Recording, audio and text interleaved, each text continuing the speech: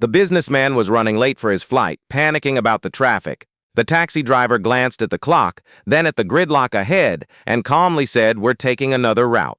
20 minutes later, they were at the airport. When the executive asked how he knew about those back roads, the driver's answer made him realize he wasn't just dealing with any cab driver. Welcome to the Human Stories. Before we begin this powerful story, tell me in the comments which city you're watching from today, and if you believe stories like this need to be remembered, hit that subscribe button and help us make sure they are.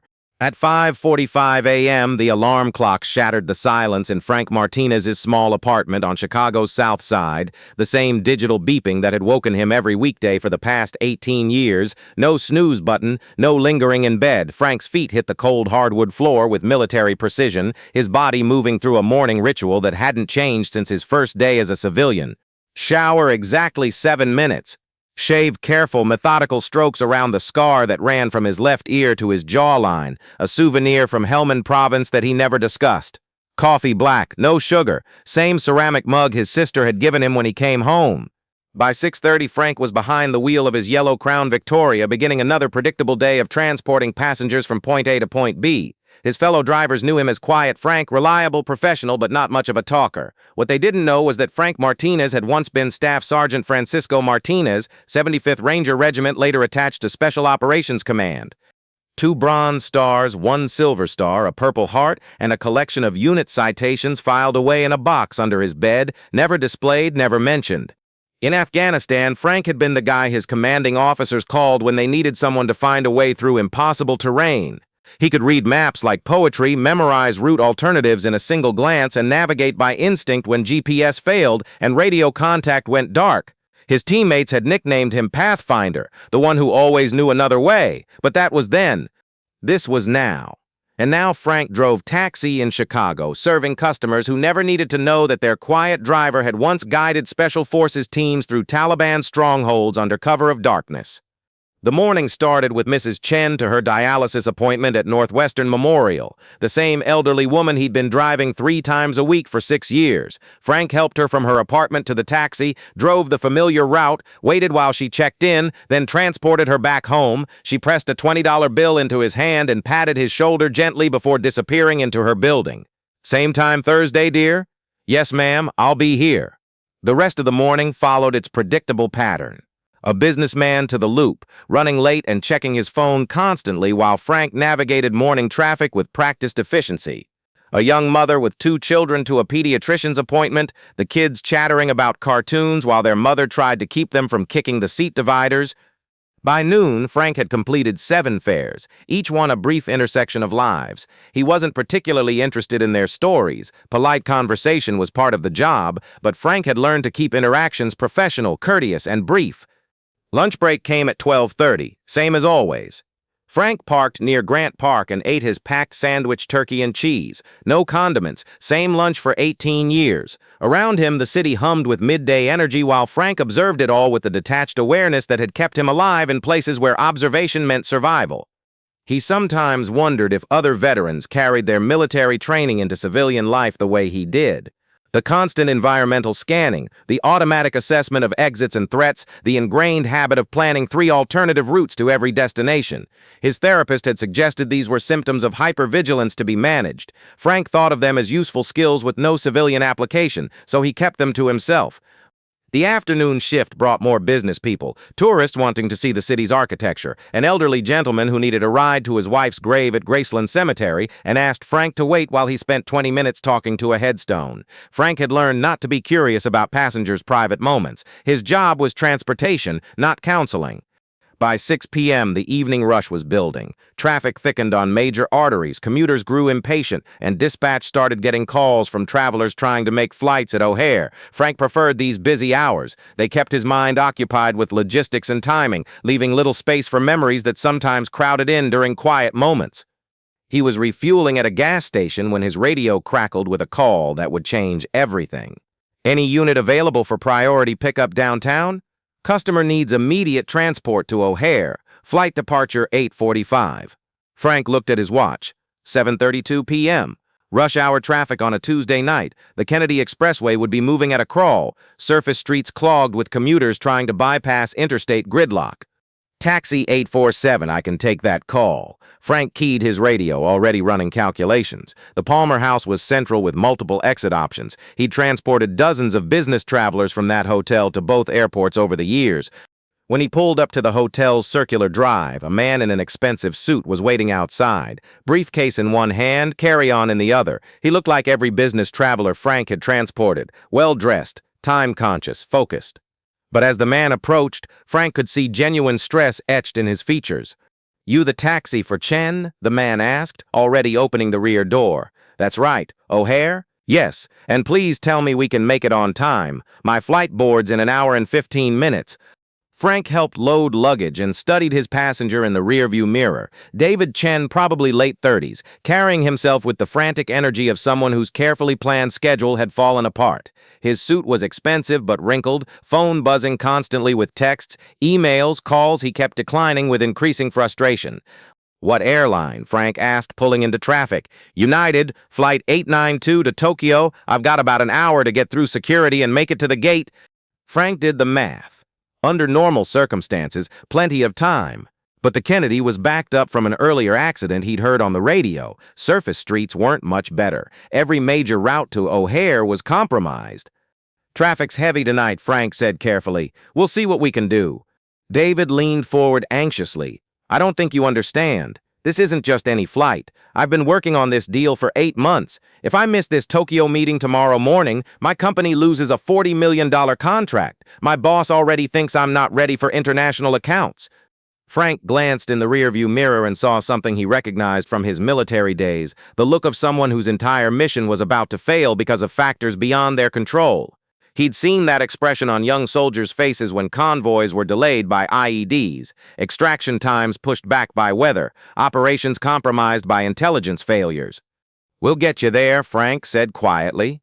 But approaching the Kennedy Expressway intersection, Frank could see brake lights stretching ahead like a river of red. Traffic wasn't moving, it was parking. David's phone rang again. This time he answered. "Yes, I'm on my way to the airport now." "No, I don't know exactly when I'll arrive. The traffic is, yes, I understand the gate closes 30 minutes before departure." Frank watched his passenger's reflection, saw the moment when David Chen realized all his planning, preparation, and professional hopes were about to be derailed by Chicago traffic on a Tuesday night. That's when Frank made a decision he hadn't made in 18 years of driving taxi. Frank pulled over and turned off the meter. "What are you doing?" David asked, looking up from his call. "Give me a second." Frank stepped out, ostensibly checking tire pressure but actually studying traffic patterns with trained eyes. The Kennedy was completely jammed, an accordion effect from the earlier accident that would take at least an hour to clear. The Dan Ryan wasn't better. Lakeshore Drive might be moving but was the longest route through downtown surface traffic. But Frank Martinez wasn't thinking like a taxi driver anymore. For the first time in 18 years, he was thinking like Staff Sergeant Martinez, Special Operations Command, the soldier who had spent 12 years finding ways through impossible terrain. In his mind, he began overlaying a different map of Chicago, not the civilian GPS version with major arteries and recommended routes, but the tactical map he'd memorized during his first year home from Afghanistan. When struggling with insomnia and PTSD, spending sleepless nights driving through every neighborhood, every industrial area, every forgotten corner of the city, learning it the way he'd once learned the mountains and valleys of Helmand Province. Back then, his therapist suggested the driving was avoidance behavior, staying busy to avoid dealing with trauma. Frank had known better. He'd been mapping, creating personal intelligence about his new operational environment, what soldiers did when they couldn't stop being soldiers. Now, for the first time, that mapping was about to serve a purpose. Frank got back in and turned to face David directly. "I'm going to ask you to trust me. We're not taking the normal route to the airport." "What do you mean?" "Roads that your GPS doesn't know about. Routes most taxi drivers have never used. It's going to look strange and you're going to think we're going the wrong way, but I need you to trust me." David stared at him. "How do you know routes GPS doesn't know about?" Frank restarted the meter. "Because I used to be in the business of finding ways through places where main roads were too dangerous to use." Instead of heading toward the Kennedy, Frank turned south, then west into industrial areas most Chicagoans never saw. David watched warehouses, freight yards, and manufacturing facilities pass by, the working skeleton behind the famous skyline and tourist attractions. "Where are we going?" David asked anxiously. "Trust me." The streets here were wider, built for delivery trucks and freight traffic. More importantly, largely empty at this time of night, day shift workers gone home, overnight crews not arriving for hours. Frank navigated with absolute confidence, taking turns without hesitation, maintaining steady speed that ate up miles without attracting police attention. David's phone rang again. This time he let it go to voicemail. "How do you know these streets?" Frank didn't answer immediately. In his mind, he was 17 years in the past, sitting in a briefing room at Bagram Airfield studying satellite photographs of Taliban supply routes through Afghan mountains. The intelligence officer explaining why main roads were compromised, why his team needed to find another way to reach their objective. Sometimes the roads that look like they don't go anywhere are the ones that get you where you need to be. They moved through areas David had never seen despite 15 years in Chicago. Massive power plants lined one side, smokestacks disappearing into night sky. Rail yards stretched for miles, filled with freight cars carrying cargo from across the country. This was Chicago that kept the city running but remained invisible to most residents. Frank's dashboard GPS showed their location as a small blue dot moving through gray areas, the mapping software barely recognized. No traffic updates here, no recommended routes, no real-time navigation assistance, just Frank's memory and 18 years of nighttime exploration. "This is insane," David muttered, but he was checking his watch. Despite taking what appeared to be a completely wrong route, they were making steady progress. The digital clock showed 8:05 p.m. "We'll make it," Frank said with quiet confidence. As they continued through industrial corridors, Frank felt something he hadn't experienced in 18 years, the satisfaction of using skills that had once defined his identity. His hands moved on the steering wheel with the same precision he'd once used for night missions through hostile territory. His eyes automatically scanned for potential obstacles, alternate routes, anything that might compromise their timeline. "I drove every street in this city during my first 2 years home," Frank explained, navigating another series of turns that made no sense to David's GPS. "Couldn't sleep, so I'd drive. Started with main roads, then secondary roads, then every alley, every industrial access road, every path connecting one neighborhood to another." "Why?" Frank was quiet for a moment. "How did you explain to a civilian that mapping your environment was a survival skill so deeply ingrained you couldn't turn it off? That knowing 3 ways out of any situation was the difference between coming home and becoming a casualty?" "Habit," he said finally. They approached what appeared to be a dead end, a chain-link fence blocking the road with auto-ride personnel-only signs posted every few feet. David tensed, thinking they'd made a wrong turn, but Frank smoothly turned right onto a narrow service road running parallel to the fence. 50 yards later, they emerged onto a frontage road leading directly toward O'Hare. David looked at his phone. 8:17 p.m., 28 minutes until boarding began. "How did you know about that road?" "Same way I know about all the roads. You map the territory, remember what you map, and when you need it, you use it." For the first time since getting in the taxi, David relaxed slightly. They were going to make it. Somehow, this quiet taxi driver, who had never said much beyond polite pleasantries, was navigating Chicago like he'd helped design the city. As they approached the final stretch to O'Hare, merging with legitimate airport traffic, David's curiosity overcame his anxiety. "You mentioned places where main roads were dangerous?" "Afghanistan. 12 years, special operations. My job was moving people safely through areas where main roads were kill zones. You learn to see landscape differently, not just roads and buildings, but systems and connections and alternatives that most people never notice." "You were special forces?" "Rangers first, then attached to Special Operations Command. Team leader for reconnaissance and extraction missions, and now you drive taxi." "Now I drive taxi." They pulled into O'Hare's departures level. The digital clock showed 8:31 p.m. David's flight was boarding in 14 minutes. Frank pulled up to the United Airlines drop-off zone and turned off the meter. He got out and helped David with luggage, moving with the same efficient precision that had once characterized his military service. "I don't know how to thank you," David said, handing Frank a $100 bill for a $40 ride. "You saved my career tonight." Frank accepted the money but looked uncomfortable with praise. "Just doing my job." No, this wasn't just a taxi ride. This was military precision applied to civilian transportation. Despite himself, Frank almost smiled. "Something like that." David extended his hand. "David Chen. And I know I'm never calling any other taxi service in this city." Frank shook his hand. "Frank Martinez. Safe travels, Mr. Chen."